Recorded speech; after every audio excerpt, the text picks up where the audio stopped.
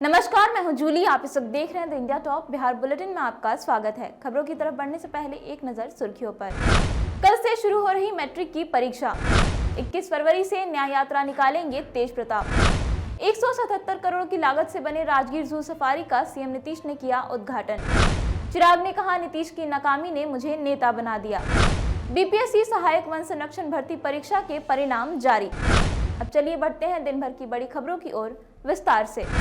कल से शुरू हो रही मैट्रिक की परीक्षा। कल से बिहार बोर्ड के मैट्रिक के एग्जाम्स शुरू होने वाले हैं। बिहार बोर्ड इंटर की तरह मैट्रिक की परीक्षा भी देश में सबसे पहले कराने का रिकॉर्ड बनाने जा रहा है। राज्य में 1525 सेंटर पर 16,48,894 स्टूडेंट्स के एग्जाम की व्यवस्था की गई है। इसमें 8,06,705 छात्राएं और 8,42,189 छात्र शामिल हैं। बिहार विद्यालय परीक्षा समिति ने मैट्रिक एग्जाम को लेकर सिक्योरिटी की बड़ी तैयारी की है। परीक्षा 2 पालियों में कराई जाएगी। इस परीक्षा में प्रथम पाली की परीक्षा देने वाले विद्यार्थी पूरी परीक्षा के दौरान प्रथम पाली में, वहीं दूसरी पाली में परीक्षा देने वाले परीक्षार्थी पूरी परीक्षा के दौरान दूसरी पाली में ही परीक्षा में शामिल होंगे। हाईकोर्ट ने रोकी एसटीईटी अभ्यर्थियों की भर्ती। एक तरफ जहां शिक्षा मंत्री ने प्रारंभिक शिक्षकों को 23 फरवरी से नियुक्ति पत्र देने की बात कही है, वहीं दूसरी तरफ माध्यमिक और उच्च माध्यमिक शिक्षकों के छठे चरण के नियोजन प्रक्रिया को स्थगित कर दिया गया है। शिक्षा मंत्री ने मंगलवार को बताया कि पटना हाईकोर्ट के आदेश के बाद शिक्षा विभाग को ये फैसला लेना पड़ा। पटना हाईकोर्ट के आदेश के बाद शिक्षा विभाग ने सभी जिलों को नियोजन की प्रक्रिया को तत्काल रोकने का आदेश दे दिया है। शिक्षा मंत्री विजय कुमार चौधरी ने बताया कि 2 दिन पहले पटना हाईकोर्ट ने वर्ष 2011 में एसटीईटी पास करने वाले अभ्यर्थियों की याचिका पर सुनवाई की और आदेश जारी किया। हाईकोर्ट ने छठे चरण के माध्यमिक उच्च माध्यमिक शिक्षक नियोजन में 2011 में एसटीईटी पास करने वाले अभ्यर्थियों को भी आवेदन देने का मौका देने का आदेश जारी किया है। 21 फरवरी को न्याय यात्रा निकालेंगे तेज प्रताप। लालू यादव के बड़े बेटे और छात्र जनशक्ति परिषद के राष्ट्रीय अध्यक्ष तेज प्रताप यादव बिहार सहित देश भर में न्याय यात्रा निकालेंगे। 21 फरवरी को राजद सुप्रीमो लालू यादव से जुड़ा फैसला आने के बाद उन्होंने न्याय यात्रा निकालने का ऐलान किया है। उन्होंने ये भी कहा कि हम लोगों को अपने नेता के लिए खून बहाने की जरूरत पड़ेगी तो वो भी बहाएंगे। सीबीआई की विशेष कोर्ट ने डोरंडा कोषागार से निकासी के मामले में मंगलवार को लालू प्रसाद को दोषी करार दिया है।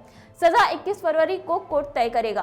तेज प्रताप यादव ने कहा कि लालू प्रसाद बिहार में सामाजिक न्याय के योद्धा हैं। उन्होंने समाज में गरीब गुरबा को आवाज देने का काम किया है। उन्होंने संसद से लेकर सड़क तक और जेल तक संघर्ष किया है। बिहार में अभी कुछ दिन और रहेगी ठंड। बिहार में पछुआ हवा के असर के कारण ठंड का प्रभाव अब तक बना हुआ है। हवा की रफ्तार तेज होने के कारण शाम होते ही तापमान तेजी से गिरने लगता है और रात को ठंड काफी अधिक बढ़ जाती है। हालांकि दिन के वक्त अच्छी धूप लगातार ही निकल रही है। प्रदेश में पछुआ हवा का प्रभाव बने होने के कारण अगले 5 दिनों तक मौसम शुष्क बना रहेगा। पछुआ हवा की गति 8 से 10 किलोमीटर प्रति घंटा रहेगी। मौसम विज्ञान केंद्र पटना के अनुसार अगले 3 दिनों तक तापमान में कोई खास बदलाव नहीं होगा। इसके बाद 2 से 3 डिग्री की वृद्धि के आसार हैं। वहीं सुबह और शाम ठंड का प्रभाव बना रहेगा। प्रदेश के न्यूनतम तापमान में अधिक वृद्धि नहीं दर्ज की गई। भ्रष्ट रजिस्ट्रार के ठिकाने से 20 लाख कैश और 1 किलो सोना बरामद। पूर्णिया जिला के अवर निबंधक के 2 ठिकानों पर निगरानी ब्यूरो ने छापेमारी की। अब तक की छापेमारी में करीब 20 लाख रुपए नगद और 1 किलो सोना बरामद किया गया है। बता दें कि निगरानी ब्यूरो की टीम आज पटना के राजीव नगर स्थित आवास और पूर्णिया के सरकारी दफ्तर और आवास में छापेमारी की। पूर्णिया से 3 लाख रुपए कैश और पटना स्थित मकान से 15 लाख रुपए से भी ज्यादा कैश बरामद किया गया। वहीं जमीन के कई कागजात भी मिले हैं। पटना स्थित राजीव नगर में 3 मंजिला मकान मिला है। भ्रष्ट जिला अवर निबंधक के खिलाफ आय से अधिक संपत्ति का केस दर्ज करने के बाद आज निगरानी ब्यूरो सर्च किया, जिसमें ये संपत्ति बरामद की गई है। 177 करोड़ की लागत से बने राजगीर जू सफारी का सीएम नीतीश ने किया उद्घाटन। राजगीर की वादियों में 177 करोड़ की लागत से निर्मित जू सफारी का उद्घाटन बुधवार की दोपहर सीएम नीतीश कुमार ने किया। इस जू सफारी में घूमने के लिए ऑनलाइन टिकट की भी शुरुआत होगी। इस जू सफारी के अंदर दर्शक शेर, बाघ और दूसरे जंगली जानवरों को खुले वातावरण में घूमते हुए बंद गाड़ियों में बैठकर देख सकेंगे। इस जू सफारी में बंगाल और गुजरात से शेर और बाघ मंगाए गए हैं। जू सफारी पार्क को स्वर्णगिरी पर्वत और वैभवगिरी पर्वत के बीच घाटी वाले हिस्से में विकसित किया गया है। साथ ही साथ जू सफारी में विचरण कर रहे जानवरों को दूर से देखने के लिए वैभवगिरी पर्वत पर माइक्रो टेलीस्कोप लगाए जाएंगे। वहीं प्रवेश द्वार पर टिकट काउंटर और ऑडिटोरियम के अलावा बस पड़ाव, वेटिंग रूम और रेस्टोरेंट की सुविधा भी उपलब्ध रहेगी। राजगीर आने वाले सैलानी अब ropeway, sky walk, glass bridge, nature safari के साथ साथ जू सफारी का लुत्फ भी उठा सकेंगे।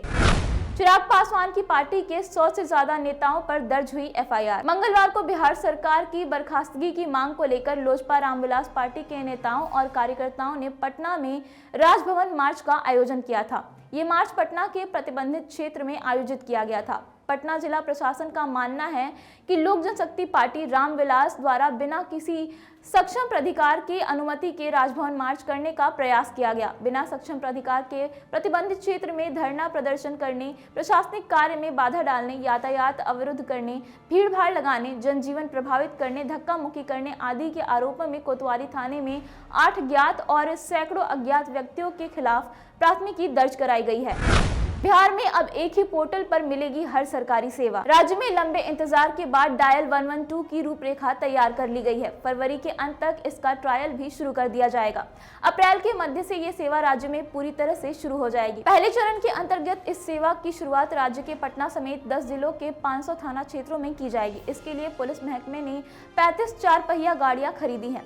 फिलहाल इनकी पेंटिंग करने से लेकर अन्य सभी जरूरी संसाधनों से लैस करने का काम किया जा रहा है। इसके अलावा इस नई प्रणाली के लिए एक नई वेबसाइट, विशेष सॉफ्टवेयर, जीपीएस सिस्टम और कंट्रोल रूम भी तैयार किया गया है, जिसका ट्रायल भी किया जा रहा है। इस वर्ष मार्च के अंत तक डायल 112 से जुड़े तमाम अवयवों को अंतिम रूप दे दिया जाएगा, ताकि अप्रैल के मध्य तक हर हाल में इसे चालू कर दिया जाए।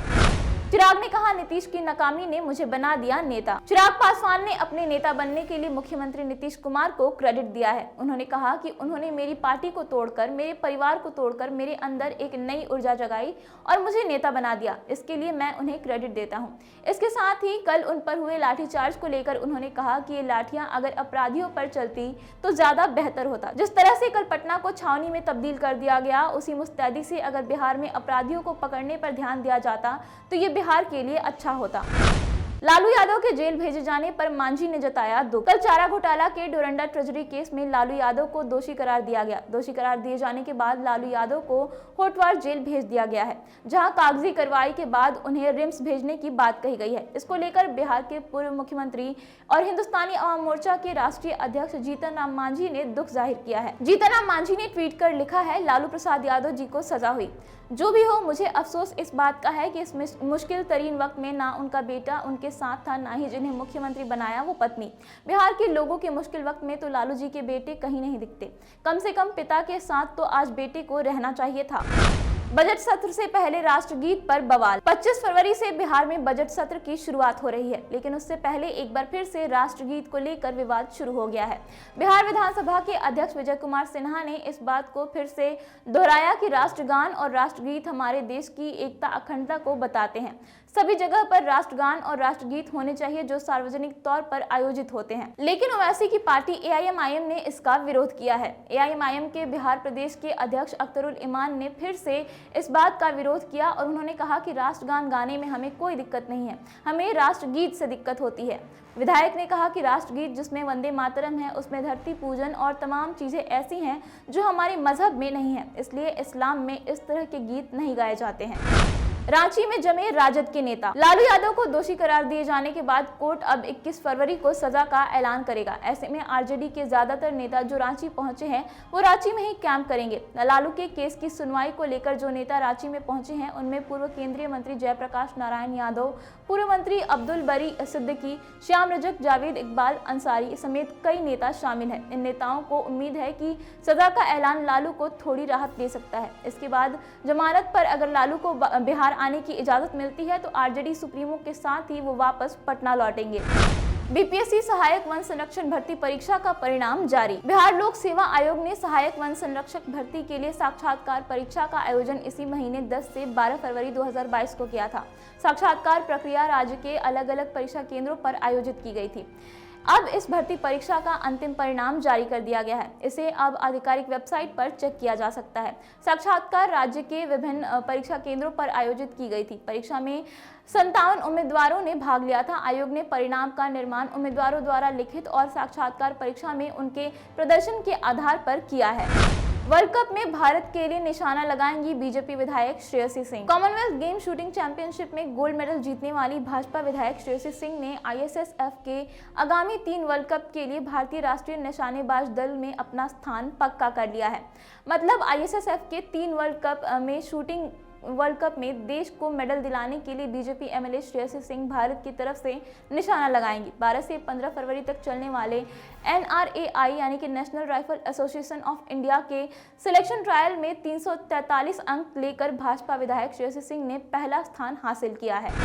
नहीं रहे डिस्को किंग बप्पी लहरी। बॉलीवुड के म्यूजिक डायरेक्टर बप्पी लहरी का मंगलवार रात 11 बजे 69 साल की उम्र में निधन हो गया। उन्होंने मुंबई के जुहू स्थित क्रिटी केयर हॉस्पिटल में अंतिम सांस ली। म्यूजिक इंडस्ट्री में बप्पी लहरी को डिस्को किंग कहा जाता था। उनका असली नाम आलोकेश लहरी था। बप्पी लहरी अपने म्यूजिक के साथ साथ सोना पहनने के अंदाज को लेकर भी काफी मशहूर थे। बीते कुछ दिनों से उनकी तबीयत खराब चल रही थी। 69 साल की उम्र में बप्पी लहरी ने दुनिया को अलविदा कह दिया है, जिसकी वजह से अभी उनके फैंस गमगीन हैं। फिलहाल इस वीडियो में इतना ही। ये वीडियो आपको कैसा लगा हमें कमेंट करके जरूर बताएं। साथ ही अगर अभी तक आपने हमारे YouTube channel the India top को सब्सक्राइब नहीं किया है तो सब्सक्राइब कर लें, और अगर ये वीडियो हमारे फेसबुक पेज पर देख रहे हैं, पेज को लाइक और फॉलो जरूर कर लें। धन्यवाद।